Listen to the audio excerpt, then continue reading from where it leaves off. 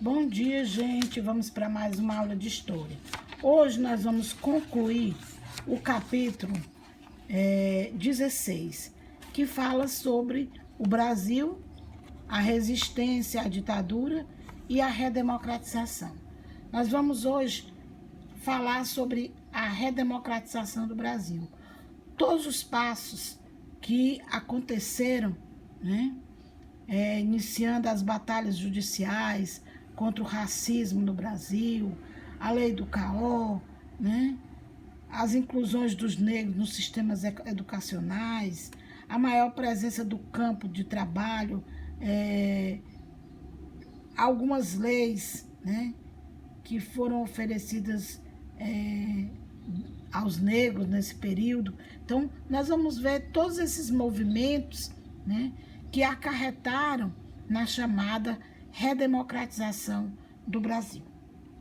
Nós vamos começar pelos movimentos negros, né, e populares na ditadura. Nós sabemos que a luta dos afrodescendentes brasileiros contra a discriminação racial e por mais direitos sociais iniciou-se bem antes da ditadura, né? Mas durante esse período, os movimentos negros eles atuaram significativamente também na resistência ao regime. Quer dizer, a ditadura reprimiu os movimentos negros, que organizavam basicamente em duas frentes de luta, no campo cultural e no campo político. Então, valorizar a cultura afro-brasileira e combater o racismo eram os objetivos de grupos como o bloco do Ilê Aie, né, surgido na cidade de Salvador, na Bahia, e que continua até hoje bastante ativo. No campo político, vale ressaltar a ação dos operários por melhores condições de trabalho, e aí entra a criação do Movimento Negro Unificado, a MNU, né, no final da década de 70, na cidade de São Paulo, e esse movimento vai aglutinar diversos grupos de luta pela igualdade étnico-racial no Brasil. Então, nas áreas rurais, na década de 70, muitas comunidades formadas por quilombola, camponeses, foram expulsas das suas terras, onde viviam em decorrência da construção de barragens, usinas, estradas e da exploração mineral e agropecuária. Então, a ação desenvolvimentista do Estado brasileiro não ofereceu garantias à população dessas regiões. Então, consequentemente, muitos movimentos sociais começaram a ser organizados no campo, para lutar por direitos, por reconhecimento das terras, por melhores condições de vida dessas populações, como também contra as desigualdades, a violência, que até hoje ainda atinge diversas comunidades. Então, nós vamos ver aí que o movimento negro possui grande relevância e percorre toda a história do nosso país, porque eles organizaram-se de diversas maneiras e agiram em muitos movimentos de luta pela igualdade. Então, vamos abordar nessa trajetória, pautando-se em seus precedentes históricos do movimento político, social, ideológico, bandeira de luta, organização hierárquica, forma de mobilização, legislações obtidas, direitos conquistados, reivindicações atuais e visões acadêmicas. Então, a gente pode ver aí, na parte ideológica, né? Nós temos aí o que eles defendem.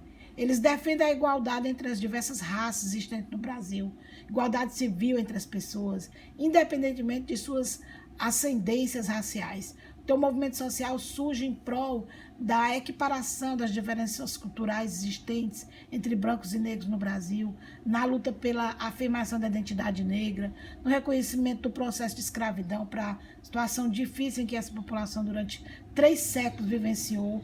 Então, historicamente, o movimento negro surge como um espaço de obtenção, de valorização de uma identidade, que mesmo após a abolição, ela continua a ser reprimida.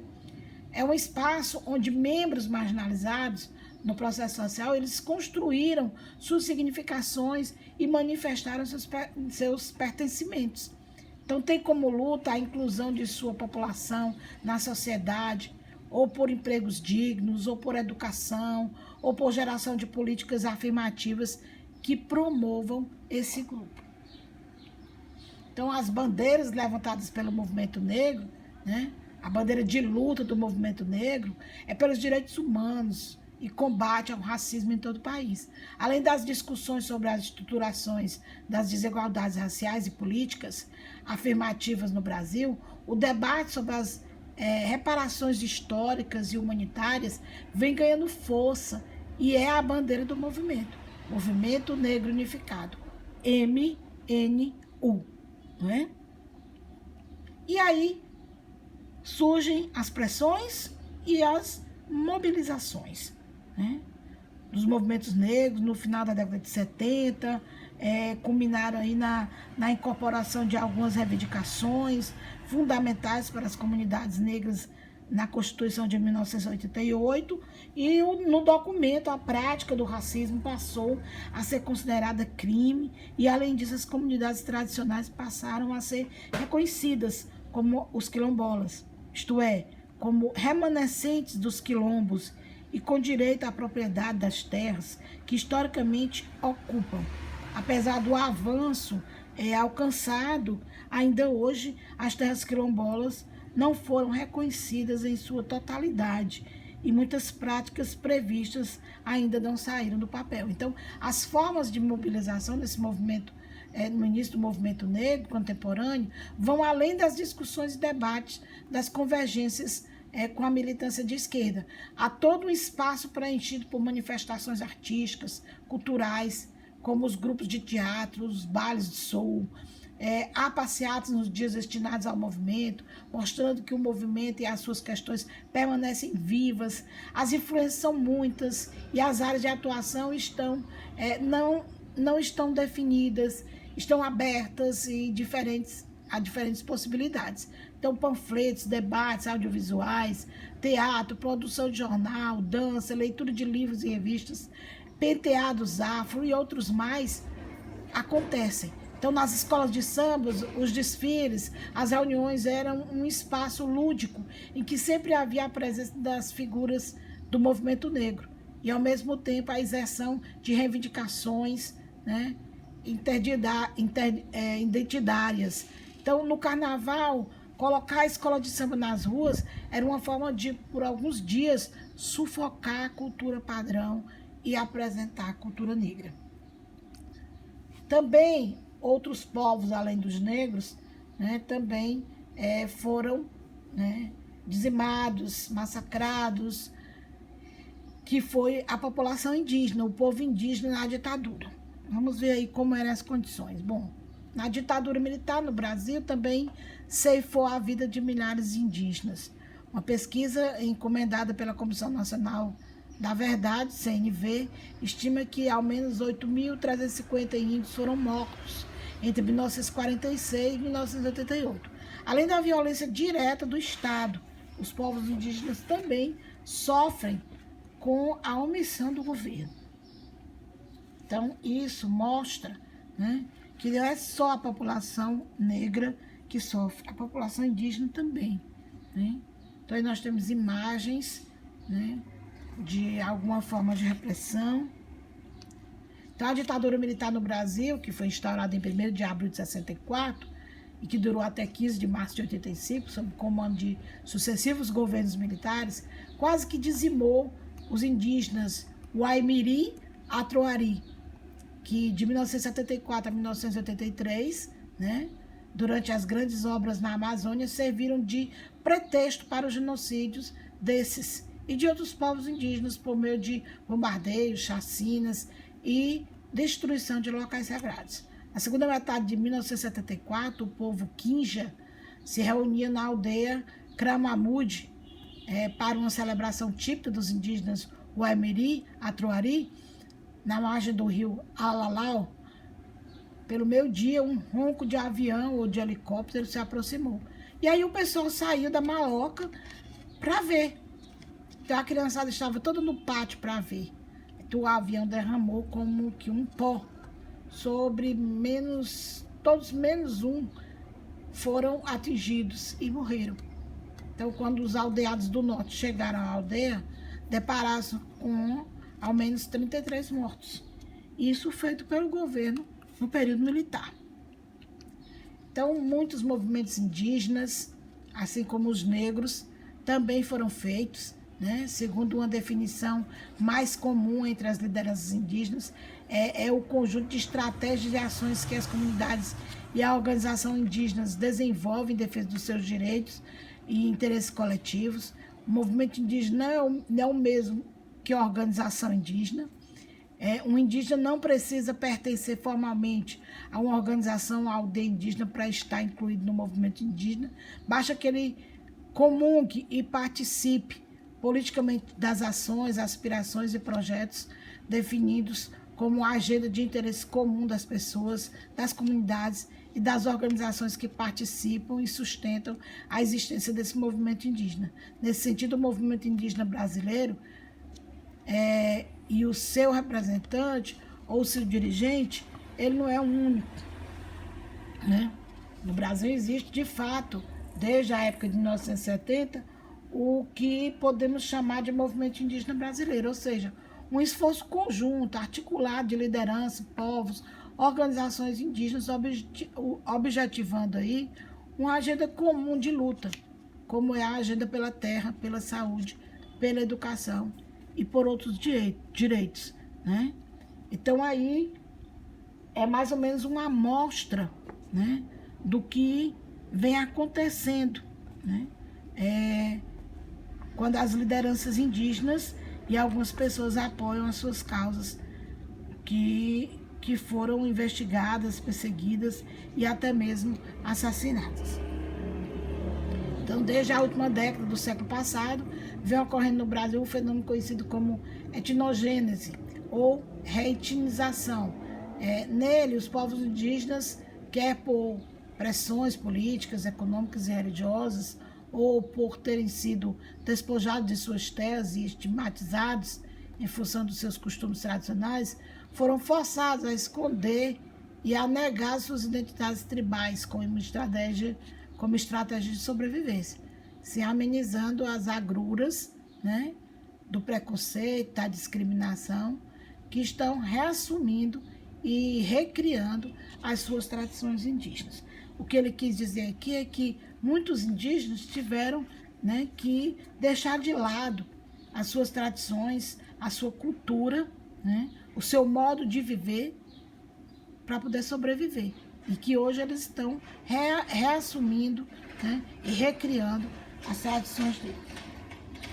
Então aí nós tivemos, diante desses movimentos, né, começamos a ver aí o processo de abertura e o fim da ditadura. Em março de 1974, o general Ernesto Geisel assumiu a presidência e assumiu com a promessa de promover o retorno do país à democracia, né?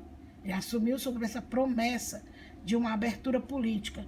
Só a promover o retorno do país à democracia, de acordo com as palavras do próprio Geisel, a abertura política deveria se dar de forma lenta, gradual e segura, de modo a atender às reivindicações sociais, né, da sociedade civil organizada, sem interromper a continuidade do regime.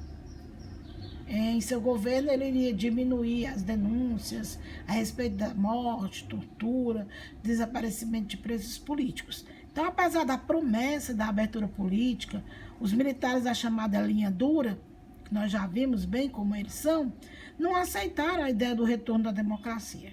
E aí alguns órgãos de repressão continuaram prendendo pessoas suspeitas de subversão e eram torturadas e, em muitos casos, mortas após longas sessões de tortura, certo?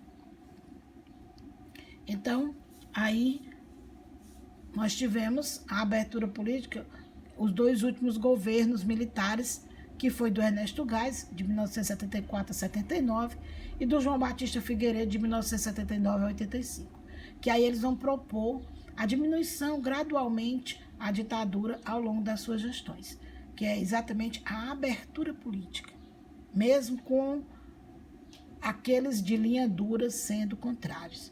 Então, entretanto, uma parte dos militares, né, denominados linha dura, não desejava esse processo. Além disso, o governo Geisel teve episódios que contrariavam a ideia de uma abertura política. Um exemplo foi a Emenda Constitucional de 1977, né, que, atemorizando com o crescimento da oposição, o governo recua no processo de abertura e em abril de 77 os militares lançam uma série de medidas que ficam conhecidas como Pacote de Abril, né? E o Congresso ficou fechado por 14 dias, período em que o presidente governou por meio de decretos-leis. Então, entre esses decretos estavam a ampliação do mandato do presidente por 5 anos, para 6 anos, e a determinação de que 1/3 dos senadores deveriam ser eleitos por meio do voto indireto. Então, aí nós temos o Pacote de Abril de 1977.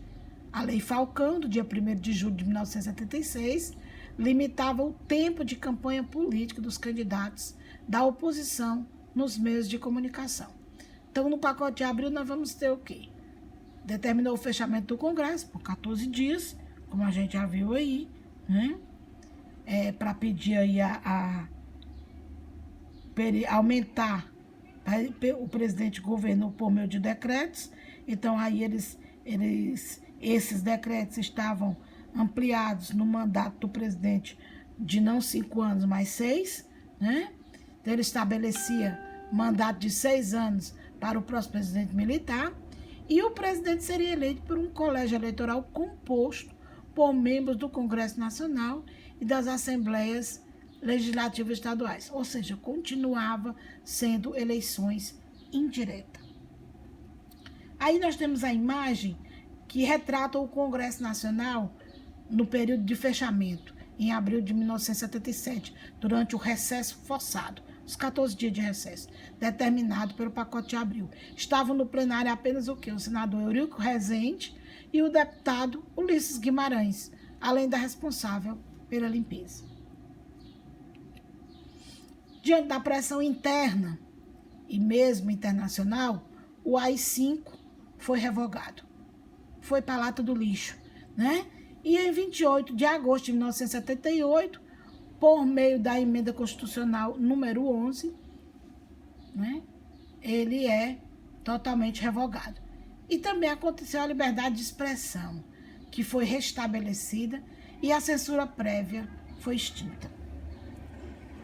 Então, a lei de anistia, no dia 28 de agosto de 79, já durante o governo de Figueiredo, né, que permitia a volta de todos os exilados políticos. A lei de anistia é a lei do perdão, né?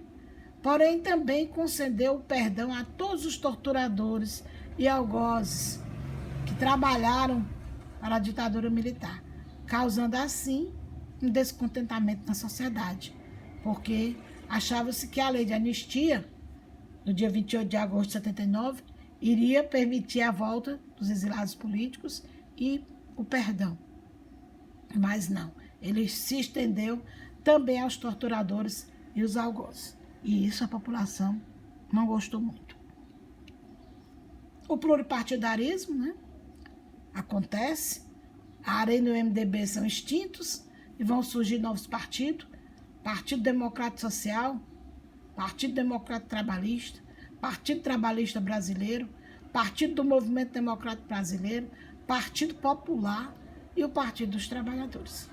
Né? Isso, né? E claro que vai existir, durante o período até hoje, vários outros partidos. O Brasil não tem mais apenas 2 partidos, são vários. Nós somos um país pluripartidarista.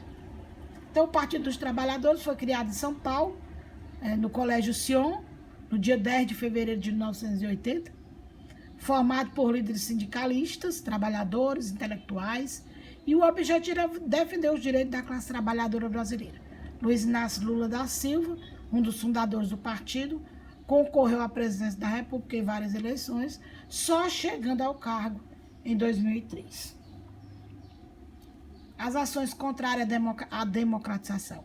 Bom, a redemocratização do país não calou os partidários de linha dura, né, que promoveram o assassinato do operário Santos Dias da Silva, o espancamento do juiz Dalmo Dallari, o atentado à sede da OAB no Rio de Janeiro em 1980, o atentado ao Centro de Convenções no Rio Centro durante as comemorações do dia 1º de maio em 81. Então, apesar de todas essas ações, não havia mais a possibilidade de frear o estabelecimento da democracia no Brasil. Direta já. Em 1984, campanha de mobilização nacional pela aprovação de uma emenda parlamentar, emenda essa de Dante de Oliveira, que propunha as eleições diretas para a presidência da República. Eram as chamadas campanha das diretas já. O povo pintou a cara, o povo foi para a rua, o povo se manifestou.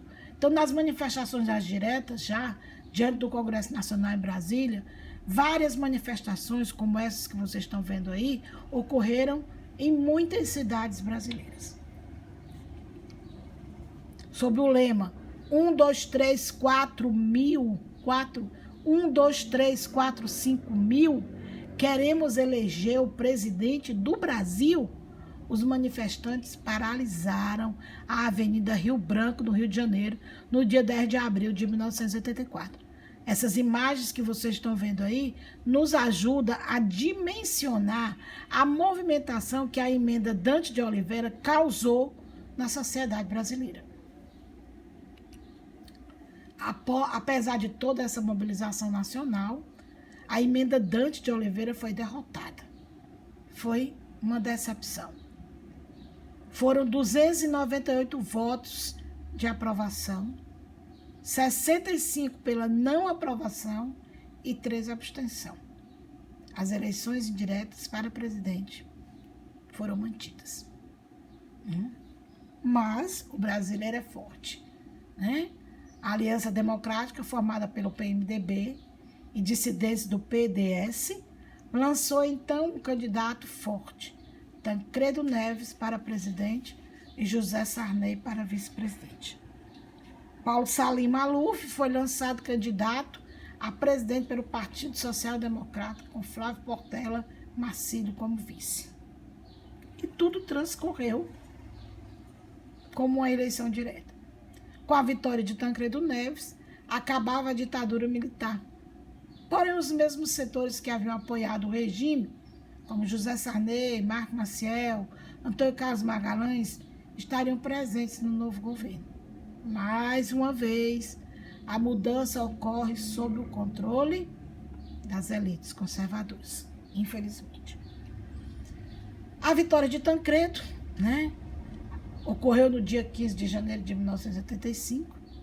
Venceram os candidatos da Aliança Democrática, Tancredo Neves, na imagem ao lado aí, José Sarney, e a posse de Tancredo estava marcada para o dia 15 de março. Entretanto, no dia 14, o presidente eleito foi hospitalizado e veio a falecer no dia 21 de abril. Mais uma decepção para o brasileiro. O cortejo fúnebre de Tancredo reuniu cerca de 2 milhões de pessoas pela cidade de São Paulo, Brasília, Belo Horizonte e São João del Rei, onde ele foi sepultado. Chegou a vez de Sarney. O vice-presidente José Sarney assumiu a presidência e anunciou a convocação da Assembleia Nacional Constituinte, cujos integrantes foram eleitos nas eleições de 15 de novembro de 1985. Foi elaborada a 8ª Constituição Brasileira, que foi entregue ao povo em 1988 como a Constituição Cidadã. Apesar dessa Constituição determinar um mandato de 4 anos para o governo, do cargo de presidente, vice-presidente, governadores, prefeitos, Sarney ficou no poder de 1985 a 1990. Desafios impostos ao presidente Sarney. Além da elaboração da nova Constituição, ele teve que conciliar crescimento com estabilidade econômica, garantir o controle da inflação e, para isso, no seu governo, ele teve que desenvolver vários planos econômicos. Planos econômicos que, na verdade, são muito conhecidos nossos, Esses planos, de maneira geral, eles mudaram a moeda, congelaram os salários, acabaram com a correção monetária, diminuíram o crédito. Então, entretanto, as medidas antipopulares não surtiram efeitos. E no mês de março do ano de 1990, a inflação atingiu seu ápice, 80%. Então, Plano Cruzado 1 em fevereiro de 86, Plano Cruzado 2 em novembro de 86, Plano Bresser em 1987 e o Plano Verão em 1989. Obrigada e vamos às nossas atividades. Não paramos por aqui.